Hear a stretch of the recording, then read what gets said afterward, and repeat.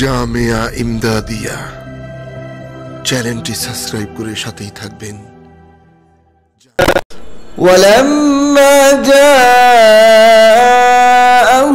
كتاب من عند الله مصدق لما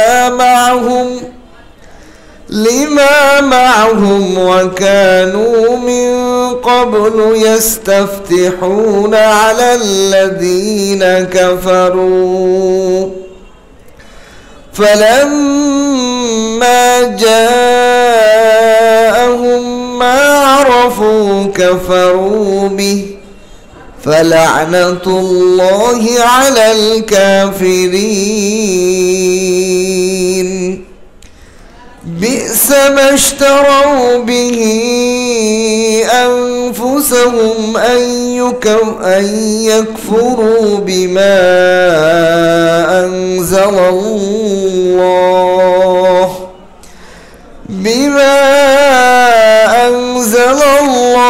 بغيا أن ينزل الله من فضله على من يشاء من عباده فباءوا بغضب على غضب وللكافرين عذاب مهين وإذا قيل لهم آمنوا كما آمنوا بما أنزل الله قالوا نؤمن بما أنزل علينا ويكفرون بما وراءه وهو الحق مصدقا لما معهم قل فلما تقتلون أنبياء الله من قبل إن كنتم مؤمنين ولقد جاءكم موسى بالبينات ثم اتخذتم العجل من بعده وأنتم ظالمون وإذا أخذنا ميثاقكم ورفعنا فوقكم الطور خذوا ما آتيناكم بقوة واسمعوا قالوا سمعنا وعصينا وأشربوا في قلوبهم العجل بكفرهم قل بئس ما يأمركم به إيمانكم إن كنتم مؤمنين صدقت يا أرحم الراحمين আল্লাহ পাকের লাখ কোটি শুকর ও সুজুদ মহান রব্বুল আলামিন আমাদেরকে প্রতি সপ্তাহের ন্যায় কোরআন পাকের তাফসীর করা এবং শোনার জন্য আল্লাহর ঘর মসজিদে উপস্থিত হওয়ার জন্য তৌফিক দান করেছেন। এই জন্য কালিমাতু শুকর আদায় করি আলহামদুলিল্লাহ। আল্লাহ রব্বুল আলামিন সূরা বাকারার 88 নম্বর আয়াত থেকে 93 নম্বর আয়াত তেলাওয়াত করার তৌফিক দান করেছেন। এই আয়াতগুলোর মধ্যে যা শিক্ষা আমাদের জন্য আছে, যা বর্জনীয়, যা করণীয়, আল্লাহ যদি তৌফিক দান করেন তাহলে কিছু আলোচনা করার চেষ্টা করা হবে। আল্লাহ রাব্বুল আলামিন বলেন ওয়াকালু কুলুবুনা গুলফ। বনী ইসরাঈলরা তারা এমন এক উম্মত যেই উম্মতের মধ্যে লক্ষ লক্ষ নবী আগমন করেছেন। সবচেয়ে বেশি বড় কিতাব তাওরাত কিতাব তাদের উপরই নাজিল করা হয়েছিল। এই জন্য তারা খুব অহংকারী ছিল। তারা বলতো আমাদের বংশেই সমস্ত নবী আসছেন এবং আসবে, এমনকি শেষ নবী আমাদের বংশে আসবে। এজন্য তাদের মধ্যে অনেক ধরনের অহংকার ছিল। আল্লাহ পাক এই অহংকারের ঘটনাগুলো প্রকাশ করতেছেন। ওয়াকালু কুলুবুনা গুলফ, তারা বলতো আমাদের অন্তর পর্দা দিকে ঢাকা, আমাদের অন্তর আচ্ছাদিত, জ্ঞান এলেম নবুয়তের দ্বারা আমরা আমাদের অন্তরগুলো পরিপূর্ণ, এখানে নতুন কোনো নবীর কোনো কিছু ঢোকানোর কোনো সুযোগ নেই। আমরা এমন জ্ঞানে জ্ঞানিত যে আমাদের মধ্যে আর কোনো নতুন জ্ঞান ঢোকানোর মতো জায়গা নাই। তারা নিজেদেরকে অহংকারী মনে করত। অথচ আমাদের নবী এবং আল্লাহ পাক যুগে যুগে, এমনকি নবী মুসা আলাইহিস সালাতু ওয়াস সালামকেও আল্লাহ খিজির আলাইহিস সালাতু ওয়াস সালামের জ্ঞান নেওয়ার জন্য ওনার সাথী বানিয়েছেন। অথচ তারা এই তাদের নিজেদের যে রসুল নবী ছিলেন মুসা আলাইহিস সালাম, এটার অনুসরণ না করে তারা যে বিপরীত, এটা আল্লাহ বোঝানোর জন্য বলতেন যে তারা বলতো আমাদের আর কোনো জ্ঞান দরকার নাই। কুলুবুনা গুলফ, আমাদের কলব অন্তর সংরক্ষিত, এর মধ্যে আর কিছু নতুন ঢোকানোর সুযোগ নেই। আল্লাহ বলেন বাল্লানাহুমুল্লাহু বিকুফরিহিম, বরং তাদের কাছে হিদায়াত, তাদের অন্তরে কোনো কিছু না ঢোকার অর্থ হলো তোমাদের অন্তর সংরক্ষিত নয়, বরং তোমাদের অন্তরের উপর আল্লাহর লানত। তোমরা যে শেষ নবীর নাজিলকৃত কোরআন গ্রহণ করতেছ না, শেষ নবীকে গ্রহণ করতেছ না, নিজেদেরকে পরিপূর্ণ মনে করতেছ, এটা তোমাদের অন্তর আচ্ছাদিত সংরক্ষিত এটা নয়, বরং তোমাদের কলবের উপর আল্লাহর লানত, এই জন্য হিদায়াত গ্রহণ করতে পারতেছ না। বাল্লানাহুমুল্লাহু বিকুফরিহিম, তোমাদের কুফরির কারণে। তাহলে বোঝা যায় যারা কুফরি করে, কবিরা গুনাহ করে, তাদের হিদায়াতের দিকে আসা কঠিন হয়ে যায়। এই আয়াত থেকে বোঝা গেল কোনো ব্যক্তি যখন বেশি বেশি কবিরা গুনাহ করতে থাকে, তার হিদায়াতের, ইমানের কথা, ইমানের আলো তার নসিব হওয়া কঠিন হয়ে যায়। বিপরীত, হিদায়াত আর কুফর একসাথে হতে পারে না, কচুর পাতার পানির মতো। এজন্য আল্লাহ বলেন বাল্লানাহুমুল্লাহু বিকুফরিহিম, তাদের কুফরের কারণে তারা ঈমান আনতে পারে না। তবে ফাকালিলাম মা ইউমিনুন, যদিও ঈমান আনে অল্প সংখ্যক, ইহুদিরা কিছু ঈমান আনছে। আল্লাহ রসুলের অনেক বড় বড় সাহাবী ইহুদিদের মধ্যেও ছিলেন, তারা কিছু ঈমান আনছেন অল্প। আর কুফরির কারণে বেশিরভাগ বনি ইসরাইল ইহুদিরা ঈমানের নসিব হয় নাই। তাহলে এই আয়াত থেকে আমাদের জন্য একটা গুরুত্বপূর্ণ শিক্ষা হলো যে যদি হিদায়াতের পরে থাকতে হয়, কুফরি কবিরা গুনাহ থেকে বেঁচে থাকতে হবে। কবিরা গুনাহ থেকে যে বেঁচে থাকতে পারে, সে আস্তে আস্তে সগীরা গুনাহ থেকে বাঁচতে পারে। যে সগীরা গুনাহ থেকে বাঁচতে পারে, তার দ্বারা মুবাহ কাজও হয় না। মুবাহ বলা হয় যেটা শরীয়তে করলেও কোনো সওয়াব নাই, না করলেও কোনো গুনাহ নাই, এমন কাজও মুমিন বান্দা করে না। যেইটাই আমার কোনো লাভ নাই, লসও নাই, সেই কাজেই যাব না। যেই কাজ করব তাতে লাভ থাকতে হবে। এজন্য হিদায়াতের পর আল্লাহ পাক আমাদের সবাইকে অটল থাকার তৌফিক দান করুন, কুফরি থেকে বেঁচে থাকার তৌফিক দান করুন। কুফরি থেকে বেঁচে থাকলে আল্লাহ পাক ঈমানের মতো দৌলত দান করবেন। এরপর আল্লাহ বলেন ওয়ালাম্মা জাআহুম কিতাবুম মিন ইনদিল্লাহি মুসাদ্দিকুল লিমা মাআহুম, যখন তাদের কাছে আল্লাহর পক্ষ থেকে কিতাব আসলো, অর্থাৎ কোরআন, কোরআন এমন একটা কিতাব আসলো যেই কিতাবটা তাদের তাওরাত কিতাবকেও সত্যায়নকারী। হে ইহুদিরা, তোমরা তো কোরআন গ্রহণ করতেছো না, শেষ নবীরে গ্রহণ করতেছো না, তা তোমাদের যে কিতাব ছিল এটাকে তো কোরআন সত্যায়ন করতেছে, তাহলে কোরআনকে মানতে পারবে না কেন? কোরআনকে গ্রহণ করবে না কেন? কারণ এই দিক দিয়ে তোমার কাছাকাছি। যেমন কোনো ব্যক্তি যদি কাউকে দুশ্মনী করে, কিন্তু দুশ্মনী করার পরও দেখলো যে এই দিক দিয়ে সে আমার মহব্বত করে, তাহলে তো দুশ্মনী ছাড়িয়ে দেওয়া দরকার।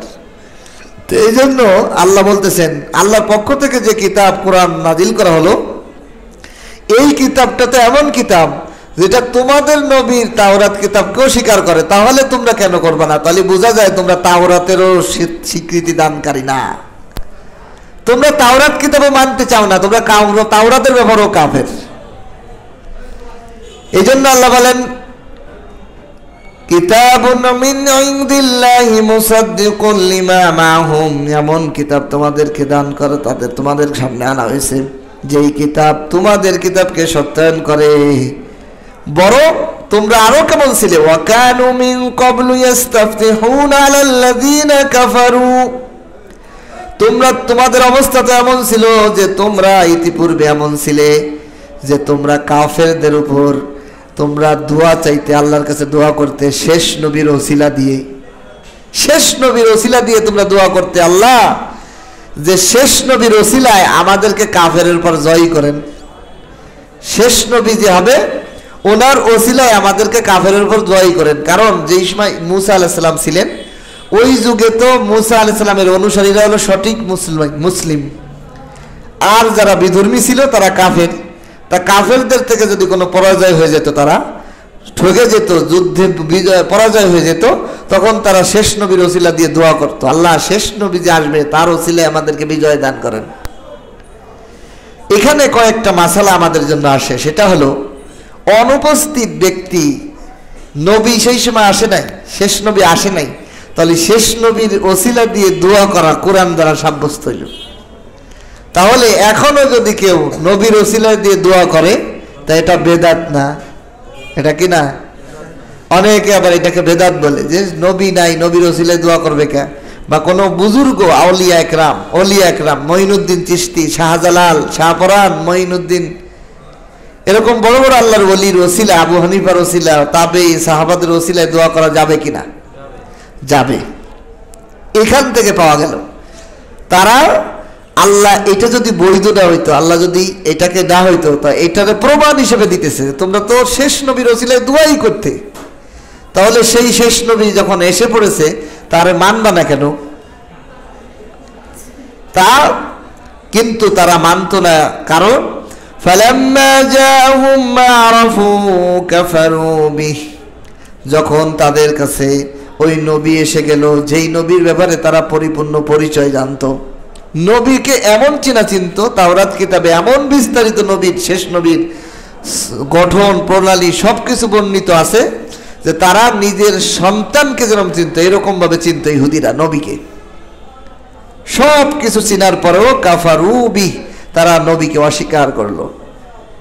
দুইটা কারণে কিতাবের মধ্যে লেখে, দুইটা কারণে তারা তাফসীরের মধ্যে লেখে, দুইটা কারণে ইহুদি জাতি নবী মুহাম্মদুর রাসূলুল্লাহকে অস্বীকার করছে। এক নম্বর হলো তাদের আশা ছিল যে তারা তাদের বনি ইসরাইল অর্থাৎ ইসাক আলাইহিস সালাতু ওয়াস সালামের বংশের মধ্যে শেষ নবী আসুক, তাদের এই আশা ছিল।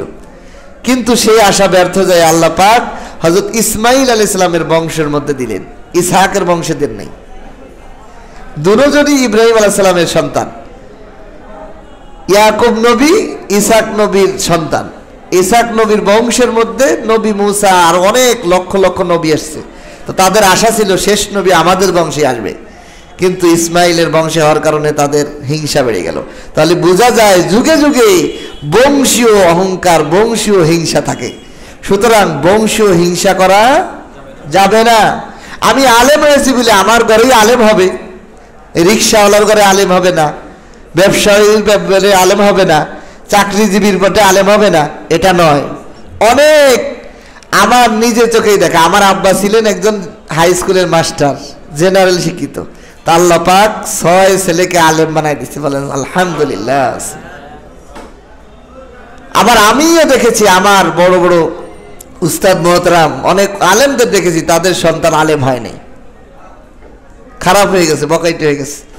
তাহলে বোঝা যায় এই আল্লাহ প্রদত্ত যোগ্যতা, আল্লাহ প্রদত্ত যে আলেম হওয়া, হাফেজ হওয়া, এটা আল্লাহ প্রদত্ত, এটা কার সন্তানের মধ্যে হবে? এটা যারা নাই, এটা অহংকার করা যাবে না। দোয়া করতে হবে আল্লাহ যেন পরবর্তী সিলসিলা আলেম বানান। আমি আলেম হয়েছি বলেই আমার বংশ ছেলেও তার আলেম হবে এটা নিশ্চয়তা নাই, বাকি দোয়া করতে হবে। তো এখান থেকে বোঝা গেল যে তারা বংশের অহংকারে তারা নবীর প্রতি হিংসা শুরু করলো যে নবী আমাদের বংশ হলো না কেন। 2 নম্বর কারণ তাফসীরের মধ্যে লেখে, তারা 2 নম্বর কারণ, এই ইহুদিরা মদিনার মধ্যে সবচেয়ে বড় বড় জ্ঞানী ছিল। নবী আসার পর তাদের জ্ঞান আর কোনো বাত নাই, সব বিষয়ে মানুষ নবীর কাছেই যাইতো। নবী হলো সবচেয়ে বড় আলেম। বড় আলেম আসলে ছোট আলেমের আর খানা আছে, বড় ডাক্তার আসলে ছোট ডাক্তারদের আর বাত নাই। কোনাবাড়ি যদি অত বড় ডাক্তার এসে পড়ে, আন্তর্জাতিক ডাক্তার, তাহলে অন্য ডাক্তারের কাছে আর কোনো রোগী যাবে তো অন্য ডাক্তারদের কলম হিংসা হওয়াই স্বাভাবিক। একজন বড় ইঞ্জিনিয়ার, আন্তর্জাতিক ইঞ্জিনিয়ার কোনো বাড়িতে আসছে, তাহলে যারা ছোটখাটো ইঞ্জিনিয়ার তাদের তো সমস্যা। এইটা তাহলে বোঝা যায় এই হিংসাটা আসে কি সামাজিকভাবে অর্থনীতির ঘাটতির কারণেও হিংসা হয়। কিছুদিন আগে এই বাজারে এক ব্যবসায়ী আমার সাথে পরামর্শ করতেছে, হুজুর আমি যেই মাল বেচতেছি আমার পাশের দোকানদার ওই মাল বেচবে কে? হে আগে এই মাল ব্যস্ত না, এখন আসতে, তখন তারে কি আমি এই মাল বেচতে দেবো? তারা উঠে দেবো না? তারা যেভাবে হোক তারা এর খেদাবো না?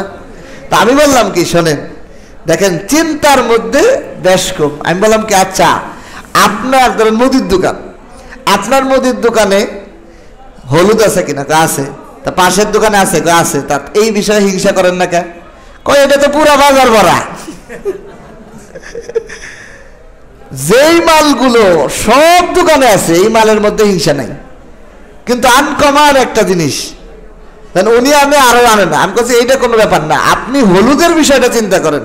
হলুদ যদি ওই ব্যবসায়ী বিক্রি করার ব্যাপারে আপনার ব্যাপারে হিংসা করে না, আপনি ওই ব্যাপারে হিংসা করেন না, যার ব্যাপারে শেষে সেল করতেছেন, তাহলে এই মালটার ব্যাপারেও এইরকম ধারণা করেন। আপনার কাছে যার রিজিক আছে সে আসবে, হের কাছে যে রিজিক আছে সে আসবে। আল্লাহ রিজিক দেয়, হিংসা করেন না। যেই মালের যেই খদ্দের আপনাকে টাকা দেবে, আপনার রিজিক রয়েছে, সে এই মালক আর যেই মালক এরকম মাল 1000 জন দোকানে রাখলে আপনার থেকেই নেবে। এই যে যারা মাছ বেচা করে, একই মাছ না, একই মাছের দোকান, ইলিশ মাছের দোকান কি আরো আছে না? কিন্তু যার রিজিকে যার যেই খদ্দের আছে সেই খদ্দের ওই দোকানের তেই নেয়। এমনও খদ্দের আছে দেখবেন যে নির্ধারিত এই লোকের কাছ থেকেই নেয়, কিন্তু যেই লোকের কাছ থেকে নেয় সেই লোকও ভালো, এই লোকের মহব্বত করে। এখন দেখা যায় আমার যে আজকে মাছ আছে এই মাছগুলো ভালো না, আমার পার্টনারের কাছে ভালো আছে, কয় ভাই আপনি আজকে ওনার কাছ থেকে নেন, এরকম করে কিনা? এর মানে হলো রিজিক ওনার ছিল, এই জন্য হের আজকে দিতে পারবে না। গোস্তের দোকানে আমাদের অনেক সময় আমাদের মহব্বতের সবাই, এক দোকানে গেলে কয় হুজুর আমার দোকান থেকে আজকে নিয়েন না, ওই দোকানের তে নেন। কে আজকে এটা গাবি দিছে, ওইটা আইডি দিচ্ছে, এটা ভালো গরু, এটা একটু নর্মাল গরু, আপনারা ভালো গরুটা নেন। এর মানে আমি বললাম এটা বড় কথা না, বড় কথা হলো আমার যে টাকার যে গোস্ত নিব এই রিজিকটা ওনার আছে, এই জন্য উনি পাইতেছে, হিংসার প্রয়োজন নাই। তাহলে বোঝা গেল অর্থনৈতিক কারণে তারা হিংসা করছে, কিন্তু অর্থনৈতিকটা আল্লাহ দেয়। তুমি যদি নবীকে মানো, নবীকে মাননেওয়ালা সাহাবীরা কি না খেয়ে মরছে? তাহলে তুমি ইহুদি, তুমি মনে করছো নবী আসার আগে আমি খাইছি সব হাদিয়া তওবা, তো নবী আসার পরে তোমাকেও আল্লাহ খাইতে পারে, পারে কি না? তাহলে হিংসা করার প্রয়োজন নাই। হিংসা না বুঝের কারণে হয়, আমরা বুঝের কমের কারণে, জ্ঞানের কমের কারণে আমাদের হিংসা হয়। আমি মনে করতেছি ওনার প্রতি হিংসা করলে আমার ব্যবসা ভালো হবে না, এইটা ব্রেন খাটায় তার প্রতি যে শত্রুতা করতেছি এতেই আমার ব্রেনের অর্ধেক ক্ষয় যাচ্ছে। এটা না রাখি আমি স্বাভাবিক রাখি যে আপনিও বিক্রি করেন আমিও বিক্রি করি, আমার যেই খদ্দের রিজিক আছে এটা আমার কাছে আসবে, আপনার যেই খদ্দের আছে সেটা আসবে, হিংসা দরকার নেই। তাহলে বোঝা গেল ইহুদিরা হিংসা করত নবীর প্রতি অর্থনৈতিক কারণে, যে নবী আসার পরে তো আমাদের খাবার শেষ। এই জন্য আল্লাহ বলেন ফালানাতুল্লাহি আলাল কাফিরিন, তারা যে 2 কারণে নবীকে অস্বীকার করলো আল্লাহর পক্ষ থেকে তাদের জন্য লানত। লানত মানে আল্লাহর রহমত থেকে তারা দূরে সরে গেল, আল্লাহর দয়া রহমত আর তাদের প্রতি হবে না। এরপরে আল্লাহ বলেন ফাবিসা মা ইশতারাউ বিহি আনফুসাহুম আন ইয়াকফুরু বিমা আনজালাল্লাহ, তারা কতই না নিকৃষ্ট বিক্রয় করলো নিজেদের আখিরাতকে, আনফুসাহুম নিজেদের নফসের বিনিময়ে, নিজেদের অস্তিত্ব নিজেদের সত্তার বিনিময়ে আখিরাতকে বিক্রি করলো, যে আমাদের অস্তিত্ব আমাদের বংশ এটা ঠিক রাখতে হবে। আমাদের বংশ আসলো না কা, এই নবীরে মানি না। এই জন্য তারা আখিরাতকে জেনে শুনে যে শেষ নবী ইনি, এনাকে না মানলে আমরা কাফের হয়ে যাব, সব জেনে শুনে আখিরাতকে বিক্রি করে দিল। নিজেদের নফসের অস্তিত্ব, সম্মান, অর্থ, বংশ, এটার বিনিময়ে নিজেদেরকে আখিরাত বিক্রি করে দিল। নিজেদের নফসের বিনিময়ে আখিরাতকে বিক্রয় করে দিল। আইয়াকফুরু বিমা আনজালাল্লাহ, তারা এই কারণে যে তারা অস্বীকার করলো আল্লাহ যা নাজিল করেছিল, আল্লাহ যে নবীকে নাজিল করেছে, নবীকে দান করেছেন ইসমাইলের বংশে, এইটা বাগিয়াং হিংসাবশত, অহংকার বশত, যা আমাদের বংশ কেন আসলো না। আইয়ুনাজ্জিলা আল্লাহু মিন ফাদলিহি আলা মান ইয়াশাউ মিন ইবাদি, আল্লাহ বলেন আইয়ুনাজ্জিলা আল্লাহ নাজিল করেন মিন ফাজলিহি, অনুগ্রহ, আল্লাহ দয়া এবং অনুগ্রহ নাজিল করেন আলা মান ইয়াশা মিন ইবাদিহি, তার বান্দাদের থেকে যার প্রতি ইচ্ছা করে তাকে। আল্লাহ কাকে যে আলেম বানায় ফেলবে, কোথা থেকে একটা রিক্সাওয়ালা ছেলে বড় আলেম হয়ে গেছে। আপনি বাংলাদেশের বড় বড় বক্তাদের কাহিনী শুনবেন যে তাদের বাপ কেউ আছে রিক্সাওয়ালা, কেউ আছে ক্ষেত খামারি কৃষক, তার ঘর থেকে হাফিজুর রহমান সিদ্দিক তৈরি হয়ে গেছে, তার ঘর থেকে খালেদ সাইফুল্লাহ তৈরি হয়েছে। আর শরীয়তপুরি নিজের কথা বলে যে আমি রিক্সাওয়ালা বাপ, আমার বাপ ছিল রিক্সা চালা, আমাকে এলেম শিখাইছে। তো এরকম অনেক ইতিহাস যদি আমরা ঘাটি, এরকম দেখা যায় যে বাপে নিম্ন অশিক্ষিত, আরবি, উর্দু, বাংলা, কোনোটা ইংরেজি কোনোটাই পারত না, কিন্তু আল্লাহ তার ঘর থেকে বড় জ্ঞানী বের করছেন। তা আল্লাহ বলেন এইটাই যে আমি আমার নিজ অনুগ্রহে, মিন ফাদলিহি, আমার নিজ অনুগ্রহে, এটা কারো কোনো ক্ষমতা নাই, টাকার ক্ষমতা নাই, টাকার ক্ষমতা নাই, এটা গায়ের জোরে হয় না। ওই দিনকে আমার এক আত্মীয় বলতেছেন নিজের ছেলেকে আলেম বানাতে চেয়েছেন, আসলে অনেক আগ্রহ নিয়ে উনি চেয়েছেন, কিন্তু কি ওনার ছেলে 3-4 পারা পড়ার পরেও ফিরে আসছে। আমি বললাম কি এটা আল্লাহ পাকের ফয়সালা, জোর করে হয় না। ছেলেও চেয়েছিল যে আমি পড়বো, কিন্তু হঠাৎ মাদ্রাসা থেকে চলে এসে স্কুলে ভর্তি গেছে। আবার আমার মতো ছেলেকে, আমাকে মতো ছেলেদেরকে, আমার আব্বার সব 5-6টা ছেলে সবাই স্কুলে পড়তাম, হঠাৎ পরিবর্তন, মাদ্রাসা স্কুল পড়বো না, মাদ্রাসা পড়, সব আলেম হয়ে গেছে। তো এটা কি টাকার জোরে এবং ক্ষমতার জোরে এই আলেম হাফেজ বানানো সম্ভব না। অনেকে চায়, কিন্তু এই জন্য আল্লাহর কাছে দোয়া করতে হবে।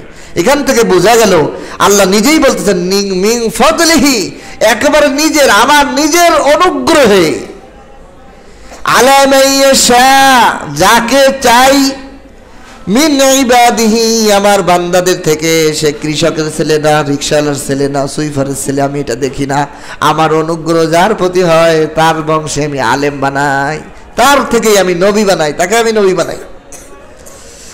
ফাবাউ বিগদাবিন আলা গদাব, সুতরাং এই ইহুদিরা ক্রোধের পর ক্রোধ, রাগের পর রাগ, হিংসার পর হিংসা নিয়ে ফিরল। হিংসার পর হিংসা করে তারা নিজেদের পর ক্রোধের নিয়ে, রাগ নিয়ে তারা নবীকে, কোরআনকে অস্বীকার করলো।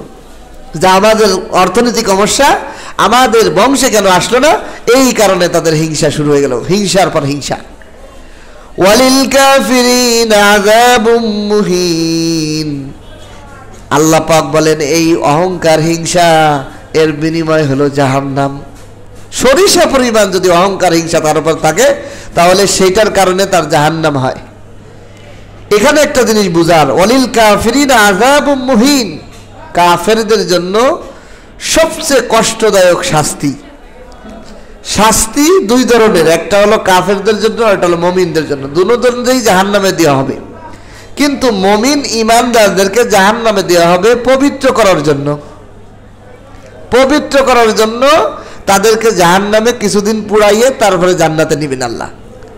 ঈমানদাররা চিরস্থায়ী জাহান্নামী হবে না, আর কাফেররা খালিদিনা ফিহা, চিরদিন। তাদের শাস্তি হবে পবিত্রের জন্য না, বরং তাদের শাস্তি হবে অপমানজনক, কঠিন, ভয়ানকতা, লাঞ্ছনা অপমানের শাস্তি হবে তাদের চিরদিনের জন্য। এই জন্য সবসময়ের জন্য নিজের ঈমানের জাস্টিফাই করা। আমি যদি কাফের অবস্থায় মরে যাই তো সর্বনাশ হয়ে গেল আমার। আল্লাহ ওয়ালিল কাফিরিন আযাবুম মুহিন, কাফেরদের জন্য অপমানজনক শাস্তি হবে, অর্থাৎ চিরদিন তারা শাস্তি ভোগ করবে অপমানতার সাথে। এমন অপমান, অন্য এক আয়াতে আল্লাহ বলেন কাফের মুশরিকদেরকে তাদের জাহান্নামের ইন্ধন হবে দুইটা জিনিস, একটা পাথর আর একটা মানুষ। তা পাথর দ্বারা কেন মানুষকে প্রজ্বলিত করা হবে জাহান্নামে, এর একটা কারণ তাফসীরের মধ্যে লেখে আল্লাহ রসুল বলেন যে কাফেররা অধিকাংশ মুশরিক তারা পাথর দিয়ে মূর্তি বানায়, অথবা এই যে পাথর জাতীয় বালিও তো পাথরের টুকরা, বালি দিয়ে গাইতে সিমেন্ট বালি দিয়েই তো বানায় মূর্তি। এই মূর্তিগুলো পাথর দিয়ে তাদেরকে জাহান্নামে জ্বালানো হবে দুইটা কারণে। এক নম্বর হলো তারা নিজেরা দেখবে যে আমরা যাদের আরাধনা করেছি, যাদের পূজা করেছি, যার পূজা করেছি, যার কাছে সাহায্য চেয়েছি, সেও আমাদের সাথে পড়তেছে, হায় হায় হায় হায়। তখন তাদের আরো বেশি ব্যথা লাগবে, হায় যার সাহায্য যার বিবাদত আমরা করেছি সে সহ আমাদের কাছে মার দিচ্ছে। এটা বোঝানোর জন্য আমাদের হুজুররা বলেন যে এক মস্তান ধরেন কোনাবাড়ির কোনো ক্যাডারের ভাই, ছোট ভাই, সে গাজীপুর চৌরাস্তায় গেছে, ওইখানে কেউ তারে বকা জকা দিয়েছে, চট দিয়েছে। তা সে বলে তুই দাঁড়া, আমার ভাই কোনাবাড়ির ক্যাডার, আমার ভাই কোনাবাড়ির নেতা, তোর দেখাই ছাড়বো, তুই এনে বয়। সে বললো আচ্ছা বসলাম, তোর বাইরে নিয়ে আয়। এখন এই ছোট ভাই, ক্যাডারের ছোট ভাই, নেতার ছোট ভাই, হে যাইয়ে চৌরাস্তায় তার বাইরে নিয়ে যাওয়ান গেছে, এর বাইরের মুরব্বী ক্যাডার নেতা হলো সে ধরে ওর বাইরে চড়ছে, তোর ভাই তোরে ধরে মারবো, ওরে ধরে চড়ানো শুরু করছে। এখন বলেন এই ছোট ভাই নিজে মার খাওয়ার থেকে তার বড় ভাই মার খাওয়ার কারণে ডবল অপমান হইতেছে না? হায় হায় হায়, আমি মার খাইছি, এখন আমার বড় ভাইরা এনে আমার বড় ভাই খাইতেছে। আল্লাহ বলেন কাফেরদেরকে পাথরের মূর্তি দ্বারা তারা যেহেতু আরাধনা করছে, সাহায্য চেয়েছে, সবকিছু শক্তি মনে করছে এই মূর্তি দিয়েই তাদেরকে পোড়াবো, যাতে তারা আরো বেশি লাঞ্ছনা পায়। যারে আমরা তো ঘুরতেছি, আমাদের ভগবানরা ঘুরাইতেছে, এই জন্য তাদেরকে শাস্তি দেওয়া হবে। 2 নম্বর বিষয় হলো পাথরের কয়লা কাঠের কয়লা থেকেও মারাত্মক। কাঠের কয়লাগুলা গরমি, যতটা গরম তার থেকে কঠিন গরম হলো পাথরের কয়লা, কারণ পাথর এমনি তো শক্ত, আরো আগুনের হিটে আরো হিট থাকে, আরো ডবল। পাথরের কয়লার হিট অনেক দীর্ঘক্ষণ থাকে, কাঠের কয়লার হিট এতক্ষণ থাকে না। পাথরের গরমের সেক দিলে আর কাঠের সেক দিলে 20 কম আছে। এই জন্য আমরা দেখছি অনেক সময় অনেক ধরনের অপারেশন, অনেক ধরনের কাটাছেঁড়া, গ্রামগঞ্জে চিকিৎসায় সেক যে দেয়, তা বালি একটা কাপড়ের মধ্যে থইল করে এরপরে তাওয়ার মধ্যে এরম দিয়ে তারপরে সেক দেয়। এটা ভারী হিট হয়। যেরকম ছোট বাচ্চার নাভি শুকায় গ্রাম্য মহিলারা, তাই এইগুলোর ওই সেক দেয়, তেল গরম করে সেক দেয়, তারপর বালির প্যাকেট দিয়ে সেক দেয়। কারণ এটার মধ্যে ক্ষমতা, পাওয়ার, আগুনের গরমিটা ধরে রাখার ক্ষমতা বেশি। এই জন্য আল্লাহ বলেন আমি পাথর দিয়ে কাপড়দেরকে সেক দিয়াবো বেশি বেশি, আর মূর্তির পাথর দিয়ে। এই অপমানতা তাদের জন্য থাকবে। এরপরে আল্লাহ বলেন ওয়াইযা কিলা লাহুম আমিনু বিমা আনজালাল্লাহ, ওয়াইযা কিলা লাহুম, যখন ওই ইহুদিদেরকে বলা হয় আমিনু তোমরা ঈমান আনো, বিমা আনজালাল্লাহ, যা আল্লাহ নাজিল করেছে, কোরআন আল্লাহ নাজিল করেছে, এই কোরআনের প্রতি ঈমান আনো। ক্বালু, তারা বলে নুমিনু বিমা উনজিলা আলাইনা, আমরা তো শুধুমাত্র ঈমান আনবো ওই জিনিসের উপর যা আমাদের উপর নাজিল করা হয়েছে, আমাদের বংশে নাজিল করা হয়েছে, অর্থাৎ তাওরাতের প্রতি আমরা ঈমান আনছি, ওইটা ছাড়া অন্যটা করবো না। ওয়ায়াকফুরুনা বিমা ওয়ারাআহু, আর এইটা আমাদের উপর ছাড়া যেটা অন্য গোত্রের পর অন্য নবীর উপর নাজিল হয়েছে ওটাকে আমরা অস্বীকার করি। এখন আল্লাহ বুঝাইতেছে তোমরা তো তাদের নিজেদেরটাই অস্বীকার করবি, তোমরা যে বলতেছো তোমরা তাওরাতের প্রতি ঈমান আনো, কোরআনের প্রতি ঈমান আনো না, তাহলে শোনো, ওয়া হুয়াল হাক্কু মুসাদ্দিকাল লিমা মাহুম, কোরআনকে যদি, তাওরাতকে যদি মানো, তাওরাতেও তো শেষ নবীর কথা আছে এবং এই কোরআনটা তাওরাতকে পরিপূর্ণভাবে সত্যায়ন, তাহলে এই কথাটা তো তোমরা কমপক্ষে মানবা। এই কোরআন যে তোমাদের তাওরাতকে সত্যায়ন করতেছে, তাহলে তুমি যদি কোরআনকে অস্বীকার করো, কোরআনের সত্যায়নকে অস্বীকার করবা, তাহলে তাওরাতকে অস্বীকার করা হয়ে গেল। ওয়াহুয়াল হাক্কু, অথচ কোরআন হলো সত্য, মুসাদ্দিকান, সত্যায়নকারী, লিমা মাহুম, যা তোমাদের কাছে আছে। তোমাদের কাছে যে তাওরাত আছে এটাকে এই কোরআনকে সত্যায়ন করে। বরং হে নবী আপনি বলে দেন, কুল, হে নবী আপনি বলে দেন, ফালিমা তাকতুলুনা আম্বিয়া আল্লাহি মিন ক্বাবল, তোমরা যদি সত্যই তাওরাতের ঈমানদার হয়ে থাকো তাহলে নবীদেরকে হত্যা কেন করছিলে? এক এক দিনে বনি ইসরাইলরা 70 জন নবীকে হত্যা করছে, জবাই দিয়ে দিছে। সবচেয়ে খারাপ উম্মত হলো বনি ইসরাইল। এরা এক এক দিনে 70 জনের মতো নবীকে হত্যা করে দিয়েছে। আল্লাহ জন্য বললেন, হে নবী আপনি বলে দেন, তাহলে তোমরা যদি তাওরাত তোমাদের উপর যেটা নাজিল হয়েছে, তোমাদের কাছে যে নবী পাঠানো হয়েছে, তোমাদের কাছে যে কিতাব পাঠানো হয়েছে, এই কিতাবের প্রতি যদি তোমরা ঈমান এনেই থাকো, তা তোমাদের বংশধররা ওই সমস্ত নবীদেরকে কেন হত্যা করলো ইতিপূর্বে? এর মানে হলো তোমরা তাওরাতও মানো না। ইন কুনতুম মুমিনিন, যদি তোমরা তাওরাতের প্রতি ঈমান এনে থাকতে তাহলে তো ওই তাওরাতের যে নবীরা আসছিল তাদেরকে হত্যা করতে না। তাহলে বোঝা যায় তোমরা সুযোগ সন্ধানী, তোমরা কোনোটাই মানো না, খালি ফাফড়বাজি করো যে আমরা আগেরটা মানি পরেরটা মানি না। এই জন্য দুনিয়াতে, পৃথিবীতে এখনো পর্যন্ত যারা ধোঁকাবাজ, তারা দেখবেন ইলেকশনের সময় কি করবে, হুজুরকে ছাড়া বোঝে না। এমনও আছে আমাদের কাছে আইসে মাথা আগায় দেয়, হুজুর একটু মাথায় ফু দেন, কিন্তু ইলেকশন পর চলে গেলে এই লোকের সাথে দেখা করতে গেলেও কি লাগবে, পিয়নের পারমিশন লাগে। অথচ ইলেকশনের সময় হুজুর আপনি ফু দিলেই কাজ হয়ে যাব। তাহলে যুগে যুগে এই ধরনের লোক আছে। ওয়ালাকাদ জাআকুম মূসা বিল বাইনাত, আল্লাহ সব প্রকাশ করতেছে ইহুদিদের কাহিনী। অবশ্যই অবশ্যই তোমাদের কাছে এসেছিল নবী মূসা বিল বাইনাত, স্পষ্ট স্পষ্ট সুস্পষ্ট সুস্পষ্ট দলিল প্রমাণ নিয়ে, তাওরাত কিতাব নিয়েই নবী মূসা তোমাদের কাছে এসেছিল, কিন্তু তোমরা তো তা গ্রহণ করনি। সুম্মা তাখালতুমুল ইজলা মিন বাদিহি ওয়া আনতুম যালিমুন, নবী মূসা আসার পরেও তোমরা নবী মূসার জামানায়, নবী মূসা যখন আসেন এমন মুহূর্তে যেই সময় উনি দলিল প্রমাণ তাওরাতের মতো কিতাব, সুইচ অফ করে আবার দেন। হ্যালো,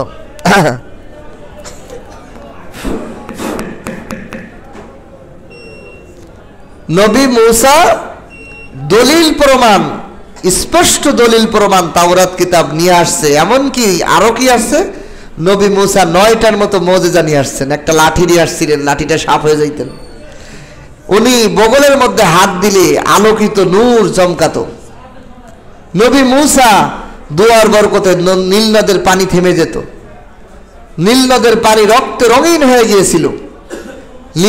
ঘরের মধ্যে ফিরাউনের পুরো রাজত্বের মধ্যে ব্যাং সাইলাভ হয়ে গেছিল, টিড্ডি পাখি আসছিল, বিভিন্ন গজব ওনার মাধ্যমে আসছিল, দলিল প্রমাণ সহ উনি তোমাদের কাছে আসছিল, তাও তোমরা নবীকে গ্রহণ করো নাই। কি হচ্ছিল এই বনি ইসরাইলরা কি করছিল শোনেন। সুম্মা তাখালতুমুল ইজলা মিন বাদিহি, নবী মূসা যখন 40 দিন তুর পাহাড়ে গিয়েছিলেন কিতাব আনতে, তখন তোমরা গরুর বাছুরকে মাবুদ হিসেবে গ্রহণ করেছিলে। গরু প্রীতি তোমাদের মধ্যে এসেছিল। তাফসীরের মধ্যে লেখে মূসা আলাইহিস সালাতু ওয়াস সালাম যখন ফিরাউনের রাজত্ব থেকে পালায়ন করলেন, লোহিত সাগর পার হলেন, তখন লোহিত পাওয়ার পার হয়ে যাওয়ার পথে ওরা এই বনী ইসরাইলরা একটা মূর্তি পূজক সম্প্রদায়ের পাশ দিয়ে যাচ্ছিলেন, একটা মূর্তি পূজক সম্প্রদায়ের পাশ দিয়ে যাচ্ছিলেন।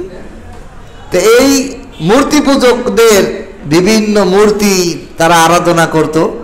এইটা দেখে তারা মুসা আলাইহিস সালামকে কি বলে শোনেন, কয় মুসা আমাদেরকেও একটা মূর্তি বানাই দাও, আমরা একটু পুরো পূজা করি। মানে বাচ্চার মতো আবদার করছে যে হে নবী মুসা ওদের সাথে এই মুহূর্তে বলতেছে এরা যেরকম একটা মূর্তিরে পূজা করে, এরকম একটা মূর্তি, এরকম একটা প্রভু দেবতা আমাদের জন্য আনি দেন।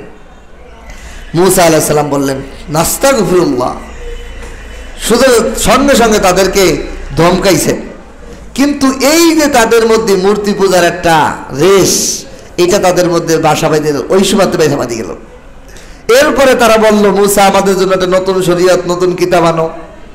মুসা আলাইহিস সালাম গেলেন তুর পাহাড়ে। লাইনটা ডিস্টার্ব করতেছে।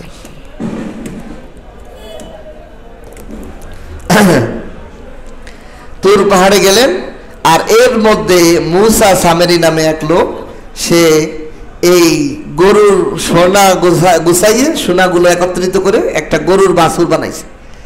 বানাইয়ে যাকে এই মুসা সামেরি, একে জিবরাইল আলাইহিস সালাতু ওয়াস সালাম ফিরাউনের কবল থেকে বাঁচানোর জন্য জঙ্গলের মধ্যে হাতের আঙ্গুল দিয়ে মধু দুধ পান করায় বড় বানাইছে। হে হইছে কাফের। হে কয় ফিরাউনের কে আল্লাহ যদি তোমরা খোদা মানো, তাহলে আমি মুসা বলতেছি এটাই তোমাদের ঈমান। এই মুসা সামেরি কুফরের দাওয়াত দিয়ে এ করলো কি, গরুর বাছুর বানিয়ে গরুর বাছুরের পূজা করানো শুরু করলো। এই গরুর বাছুরের মধ্যে জিবরাইলের আগমনের জিবরাইল আলাইহিস সালাম যখন তাকে দুধ পান করাইতে আসতেন, তখন এই জিবরাইলের পায়ের ঘোড়ার খুরের যে বালি আছে, এই বালিগুলো একত্রিত করে একটু আমি শেষ করে দেবো। কথা বলে শেষ করে মুসা আলাইহিস সালাম, এই মুসা সামেরি এই জিবরাইলের ঘোড়ার খুরের বালিগুলো একত্রিত করে রাখছে। বনি ইসরাইলদের থেকে গরুর স্বর্ণ গুছাইয়ে একটা গাভীর বাছুর বানিয়ে এর মুখের মধ্যে ওই মাটি দেওয়ার সাথে সাথে বাছুর হাম্বা হাম্বা করে ডাকা শুরু। এইখান থেকে পূজা শুরু করে দিয়েছে এরা। এদিক তো মুসা আলাইহিস সালাম কোথায়? তুর পর্বতে। এইটাই আল্লাহ বলতেছেন সুম্মাত্তাখাযতুমুল ইজলা মিন বাদিহি। মুসা আলাইহিস সালাম তুর পর্বতে যাওয়ার পরেও তোমরা তো গরুর বাছুরের বাবুদ হিসেবে গ্রহণ করেছো। ওয়া আনতুম যালিমুন, তোমরা তো জুলুমকারী। তোমরা যে বলতেছো আমরা আমাদের নবী, আমাদের উপর যা নাজিল হয়েছে, আমাদের উপর যে নবী আসছিল তাদের প্রতি ঈমান আনি, কিন্তু ঈমান আনো না, বরং তোমরা সে নবী মুসার জামানায় শিরক করেছিলে। আল্লাহ রাব্বুল আলামিন আমাদেরকে এই মূর্তি পূজার থেকে বেঁচে থাকা তৌফিক দান করুক। আমরা যেন কোনো ধরনের মূর্তি, কোনো ধরনের ছবি আমাদের ঘরে না রাখি। সর্বক্ষেত্রে এই শিরিক থেকে বেঁচে থাকতে হবে, কারণ শিরিক হলো সবচেয়ে বড় গুনাহ। আর আল্লাহ এই আয়াতের মধ্যে আগেই বলছেন, বনি ইসরাইলরা ঈমান না পাওয়ার কারণ হলো কুফর, কবিরা গুনাহ, শিরিকি গুনাহ। এই সমস্ত গুনার কারণে তাদের হিদায়াত হয়নি। অল্প কিছু লোক ছাড়া বাকিরাই কাফের ছিল। এই জন্য আমাদেরকেও গুনাহ, কবিরা গুনাহ, শিরিক থেকে বেঁচে থাকতে হবে। আল্লাহ আমাদেরকে তৌফিক দান করুন।